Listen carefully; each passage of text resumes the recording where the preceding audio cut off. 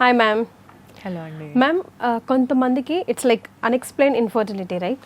అంటే అన్ని టెస్ట్లు అవుతాయి ఇద్దరికి, వైఫ్ అండ్ హస్బెండ్ ఇద్దరికి కూడా, కానీ ప్రాబ్లం ఎక్కడ అని అర్థం కాదు. పిల్లలు అవ్వట్లేదని ఇంకా ప్రయత్నిస్తూనే ఉంటారు. పాపం చేయని పూజ ఉండదు, మొక్కని గుట్టు ఉండదు, చెట్టు ఉండదు అన్నట్టుగా ఉంటూ ఉంటారు. వాళ్ళ డెస్పిరేషన్ అలాంటిది. అలా ఎందుకు అవుతుంది మ్యామ్? అసలు నిజంగా సైన్స్కి కూడా తెలియని ఉంటాయా అట్లా? లేదు, మనము 90% ఆఫ్ ద థింగ్స్ అన్నీ చూస్తాం, కానీ 10% మనకు అర్థం కాని కూడా ఉంటుంది. ఓకే. ఇక్కడ అర్థం కాని సిచ్యువేషన్ ఏంటి అని అంటే, మనకు ఎగ్ అనేది బాడీ బయటకే రాదు కదా. సో మనం బేసిక్గా అన్ని నార్మల్ ఉన్నాయి మేడం అని అంటారు. అన్ని నార్మల్ అంటే ఏంటి వీళ్ళ ఉద్దేశంలో? స్పర్మ్ కౌంట్ నార్మల్ ఉంది, ఓకే, స్పర్మ్ కదలిక శాతం బాగుంది, బాడీలో చేంజెస్ ఏం లేవు, అంటే semen analysis picture perfect report ఉంది. అమ్మాయికి రెగ్యులర్గా పీరియడ్స్ వస్తున్నాయి, యూట్రస్లో ఇబ్బందులు ఏం లేవు, ఫైబ్రాయిడ్స్ పాలిప్స్ లాంటి సమస్యలు లేవు, ఫెలోపియన్ ట్యూబ్స్ కూడా ఓపెన్ ఉన్నాయి. సో జనరల్గా చూసేవి ఈ 4 అంతే. హార్మోన్స్ అనేటివి కరెక్ట్గా ఉన్నాయా లేదా, ఇది బేసిక్ అన్నమాట, ఫస్ట్ స్టెప్ అనాలిసిస్. సో ఇవి చేశారు అమ్మాయికా?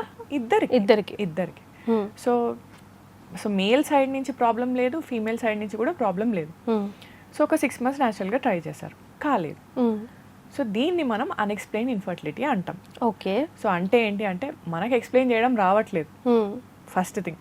సో ఎందుకు ఎక్స్ప్లెయిన్ చేయడం రావట్లేదు అంటే, సో సీమెన్లో స్పర్మ్స్ అనేవి బయటకు వస్తాయి, మైక్రోస్కోప్లో పెట్టి చూస్తే అసలు ఫస్ట్ స్పర్మ్స్ అయినా ఎగ్స్ అయినా ఏంటి, అవి జీన్ క్యారింగ్ సెల్స్, గ్యామీట్స్ అని అంటారు అనమాట. సో ఫాదర్ నుంచి వచ్చేవి ఒక సెట్ ఆఫ్ క్రోమోజోమ్స్ ఈ స్పర్మ్లో ఉంటాయి, మదర్ నుంచి వచ్చే ఒక సెట్ ఆఫ్ క్రోమోజోమ్స్ అనేటివి ఈ ఊసైట్ ఎగ్ లోపల ఉంటాయి అన్నమాట. సో సీమెన్లో స్పర్మ్స్ అనేటివి బయటకు వస్తాయి. సో ఈ క్రోమోజోమ్స్ ఉండే జీన్ ఏదైతే ఉందో, ఆ క్యారియర్ గ్యామీట్ అనేది మనం మైక్రోస్కోప్లోనే పెట్టి చూస్తున్నాం.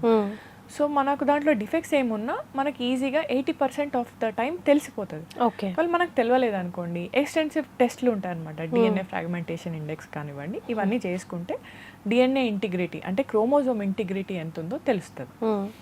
కానీ ఫీమేల్ పార్ట్నర్కి వచ్చేసరికి ఏమవుద్ది, బాడీలోనే ఎగ్ పెరుగుతుంది, బాడీలోనే రిలీజ్ అయిపోతుంది, చనిపోతుంది.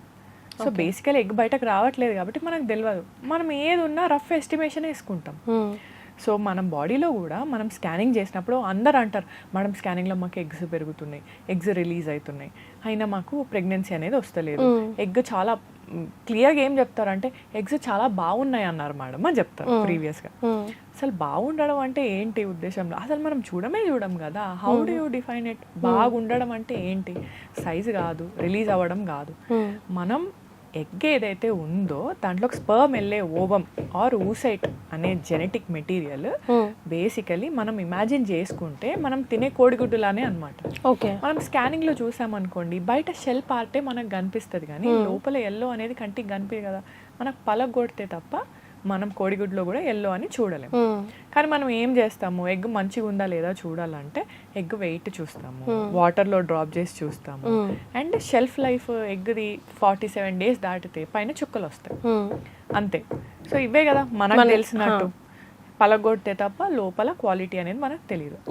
ఇక్కడ సిచ్యువేషన్ ఏంటి, ఎగ్ ఇక్కడ కూడా పలగాల్సిందే. ఓవ్యులేషన్ అంటే ఏంటి, ఆ బయట షెల్ పగిలి లోపల నుంచి జెనెటిక్ మెటీరియల్ బయటకు రావడం. కాకపోతే పలుగుతుంది, ఎక్కడ మన కంటికి కనిపించదు కదా, స్కానింగ్లో కూడా కనిపించదు. సో ఆ బయటనికి ఎస్కేప్ అయిన వాటర్ని మట్టుకే మనం చూడగలుగుతాం, కానీ ఈ ఎల్లో అనేది ఆ జెనెటిక్ మెటీరియల్ ఊసైట్ని మనం కంటితో చూడలేము. సో అన్లెస్ అండ్ అంటిల్ అది బాడీ బయటకు తీయాలంటే మనం ఏం చేయాలి, ఐవీఎఫ్ పద్ధతికి వెళ్ళాలి. ఓకే. ఎందుకంటే బయట జస్ట్ రీసెర్చ్ కోసం, ఎగ్ క్వాలిటీ కోసం అని చెప్పి అమ్మాయికి మనం 10 days ఇంజెక్షన్స్ ఇచ్చి ఎగ్ తీసి మైక్రోస్కోప్లో పెట్టి చూసి పడేలేం కదా. So if it is not happening naturally, then we have to think that some molecular లెవెల్లో ప్రాబ్లమ్స్ ఉన్నాయి.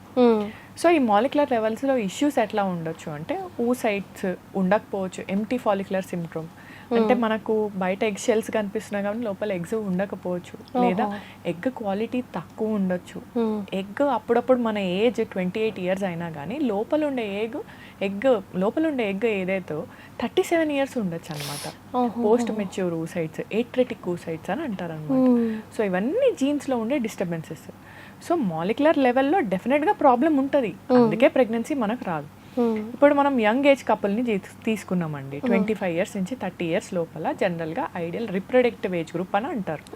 సో ఈ ఏజ్ గ్రూప్లో ఒక 100 మెంబర్స్కి మనం పెళ్లి చేసామంటే 80 మెంబర్స్కి న్యాచురల్గా వస్తుంది ప్రెగ్నెన్సీ, 20 మెంబర్స్కే రాదు. ఇప్పటికీ కూడా న్యాచురల్గా వస్తుంది అంటారు? అయితే వస్తుంది, డెఫినెట్గా వస్తుంది. కాకపోతే ఏంటంటే మనము ట్రై ఎప్పుడు చేస్తున్నాము, ఫస్ట్ పెళ్ళైంది 1 year లోపల మనకు సేఫ్ పీరియడ్ ఏది, ఫర్టిలిటీ పీరియడ్ ఏది, సైకిల్లో అవగాహన అవసరం. ఫర్టైల్ పీరియడ్లో ట్రై చేస్తే డెఫినెట్గా ప్రెగ్నెన్సీ వస్తుంది. కానీ దానికి స్పర్మ్ అనాలిసిస్ నార్మల్ ఉండాలి, యూట్రస్లో ప్రాబ్లం ఉండదు, ఫెలోపియన్ ట్యూబ్ బాగుండాలి, అండ్ ఎగ్స్ కూడా కరెక్ట్ టైంకి రిలీజ్ అవ్వాలి, రెగ్యులర్ సైకిల్స్ ఉండాలి. సో ఇవన్నీ ఉన్నాయనుకోండి 80% of the people will conceive naturally. So మిగిలిన 20%లో కూడా ప్రాబ్లమాటిక్ ఉండే కేసెస్ ఓన్లీ 10 మెంబర్స్కి ఏంటంటే చిన్న పద్ధతులు, న్యాచురల్ మోడిఫికేషన్స్, IUI లాంటివి కానివ్వండి. IRT అంటే అందరు ఏమనుకుంటారు, ఆర్టిఫిషియల్ రిప్రొడక్షన్ అని అంటారు. ఆర్టిఫిషియల్ రిప్రొడక్షన్ కాదు, అది అసిస్టెడ్ రిప్రొడక్షన్. సో మనం ఫర్టిలిటీ అంటే ప్రెగ్నెంట్ కావడానికి మనం అసిస్ట్ చేస్తున్నాం. అది ఏ లెవెల్లో అసిస్ట్ చేస్తున్నాము, న్యాచురల్గా అసిస్ట్ చేస్తున్నామా లేకపోతే ల్యాబ్లో అసిస్ట్ చేస్తున్నాము. ల్యాబ్లో అసిస్ట్ చేస్తే ఇన్విట్రో IVF అని అంటారు. అదే మనం న్యాచురల్గా అసిస్ట్ చేస్తే it is just an assisted reproduction అంతే. సో మనం హార్మోన్స్ ఇచ్చాము, ఎగ్ పెరగడానికి ట్రై చేసాం, ఎగ్ రిలీజ్ కావడానికి ట్రై చేసాం, ఇంట్లో ట్రై చేయమన్నాం, లేకపోతే స్పర్మ్ కొంచెం వాష్ చేసి యూట్రస్లో కూడా ఇస్తాం అనమాట, IUI టెక్నిక్. సో ఇవన్నీ కూడా ప్రెగ్నెన్సీ ఛాన్సెస్ ఒక 10% పెంచుతాయి. సో అప్పటికీ మనం రాలేదనుకోండి, మన టైం దాటిపోతుంది, ఏజ్ దాటిపోతుంది అంటే డెఫినెట్గా మనము హయ్యర్ ప్రొసీజర్స్కి వెళ్ళాల్సిన అవసరం ఉంది. న్యాచురల్గా ఇంకా లేకపోతే ఎటువంటి పద్ధతులు అవ్వదో మనం డెసిషన్ తీసుకోవాల్సిందే. లాస్ట్ ఆప్షన్ ఇది అని చెప్పడానికి ఏముంటుంది మ్యామ్?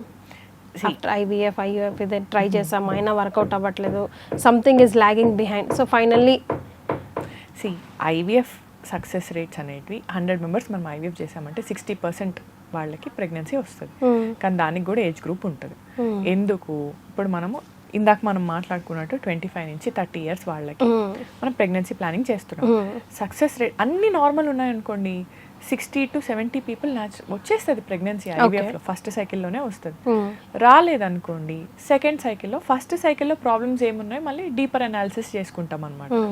మన బాడీలోనే ఇమ్యూనిటీ ఎక్కువ ఉండొచ్చు, లేదా మన ఎగ్ టైమింగ్ అంటే ఎంబ్రియో టైమింగ్ అనేది కరెక్ట్గా సూట్ కాకపోవచ్చు. కొన్ని యూట్రసెస్ ఏంటంటే మనకు అర్థం కావు, దాంట్లో మనకు స్కానింగ్లో అన్నీ బాగానే కనిపిస్తాయి కానీ లోపల హార్మోన్స్ అనేటివి చేంజ్ అయిపోతూ ఉంటాయి బాడీలో.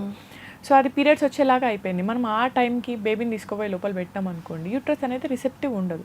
సో ఆ రిసెప్టివిటీ ఇండెక్స్ మళ్ళీ మనం చెక్ చేసుకొని పెడితే సెకండ్ సైకిల్లో కూడా ప్రెగ్నెన్సీ వస్తాయి. లేదా ఎంబ్రియో ఫ్యాక్టర్స్ ఉంటాయి అన్నమాట.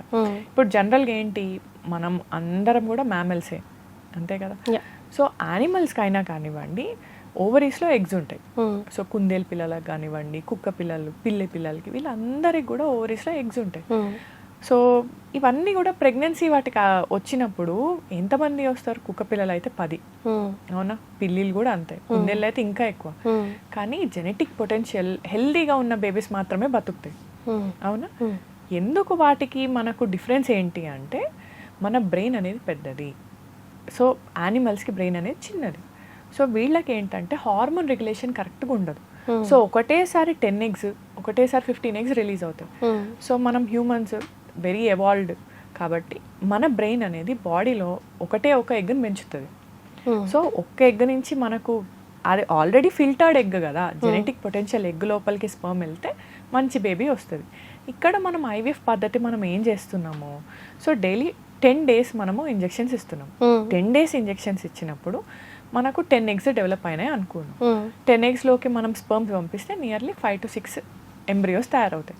కానీ జెనెటిక్ పొటెన్షియల్ ఉండే ఎంబ్రియోస్ మనం PGTA టెస్టింగ్ చేస్తే తప్ప మనకు తెలియదు. సో 5-6 ఎంబ్రియోస్ని మనం అట్లా కూడా చేయొచ్చు.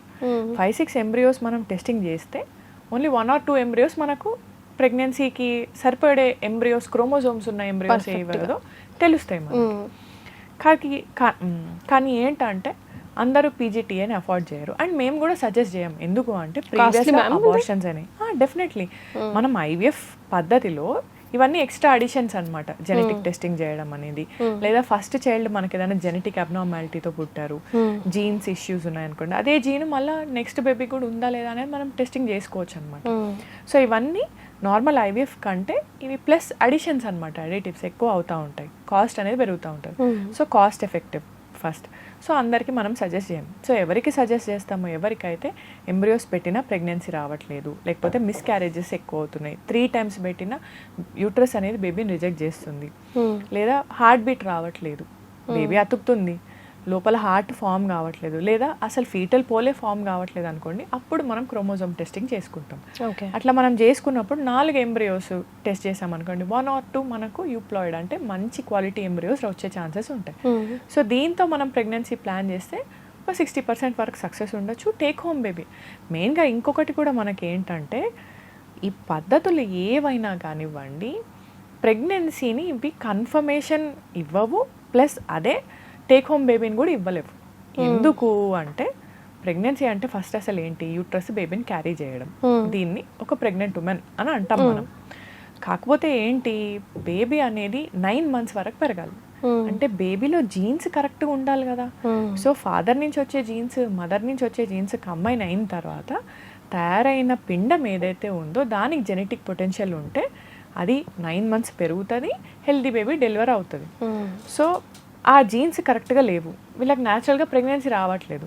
మనం ఐవీఎఫ్ ద్వారా 2 జీన్స్ని మనం కంబైన్ చేసి ఫర్టిలైజేషన్ చేసి తయారైన బేబీని లోపల పెడుతున్నాం. పెట్టినప్పుడు ఆ బేబీలో కూడా జెనెటిక్ చేంజెస్ ఉండే ఛాన్సెస్ ఉంటాయి కదా. సో ఆ బేబీకి కూడా మనకు మిస్క్యారేజ్ రేట్ అంతే ఉంటుంది. ఓకే. సో ఈ పీజీటీఏ పద్ధతులు చేస్తే ఏంటంటే మనకు హెల్దీ బేబీ ఐసోలేషన్ అనేది ఈజీ. సో ఇలా మనము ఐవీఎఫ్ పద్ధతి ద్వారా ఈ 10 ఎంబ్రియోస్ ఏవైతే వచ్చాయో మనం అట్లా ఐసోలేట్ చేసుకొని చేసామనుకోండి, ప్రెగ్నెన్సీ అచీవ్ చేయడం మనకు ఈజీ అవుతుంది. ఎస్. అంటే ఇవన్నీ వింటున్నాక ఏమనిపిస్తుంది అంటే, కొంతమంది లైక్ ఇప్పుడున్న ఫాస్ట్ స్పేస్లో కరెక్ట్ టైం వచ్చాక కొంచెం సెటిల్ అయ్యాక 1 year 2 years 3 years గ్యాప్ తీసుకుంటూ ఉంటారు. దీన్ని బట్టి చూస్తే అసలు రావడమే పుణ్యం అనుకొని ముందు కన్ఫర్మేషన్ చేసుకొని ఎవరినో ఒకరిని కనిపడేస్తే పోద్దేమో అనిపిస్తుంది. డెఫినెట్గా. పాతకాలం టైంలో అందుకే సో అరౌండ్ 21-22 yearsకి చాలా మంది ప్రెగ్నెన్సీస్ ప్లానింగ్ చేసుకునేవాళ్ళు. Very few people only use to post phone the pregnancy after 30. But ఇప్పుడు ఏంటండి, అందరూ మన దగ్గరకు వచ్చే పేషెంట్స్ ఇప్పుడు రోజు మేము జనరల్గా కూడా అనాలిసిస్ చేస్తుంటాం కదా, ఏజ్ గ్రూప్స్ 30 నుంచి 35 years వరకు ఎక్కువ. సో 25 years నుంచి 30 years వరకు వాళ్ళకి జెన్యున్గా ప్రాబ్లం ఉంటుంది. స్పర్మ్ అనాలిసిస్లో ఇబ్బందులు ఉండొచ్చు, లేకపోతే పీసీఓడి ప్రాబ్లమ్స్ ఉండొచ్చు, ఎగ్స్ అనేటివి తక్కువ ఉండొచ్చు, లేదా యూట్రస్లో గడ్డలు ఉండొచ్చు. సో ఈ ఇష్యూస్ ఈ ఏజ్ గ్రూప్లో ఉంటాయి.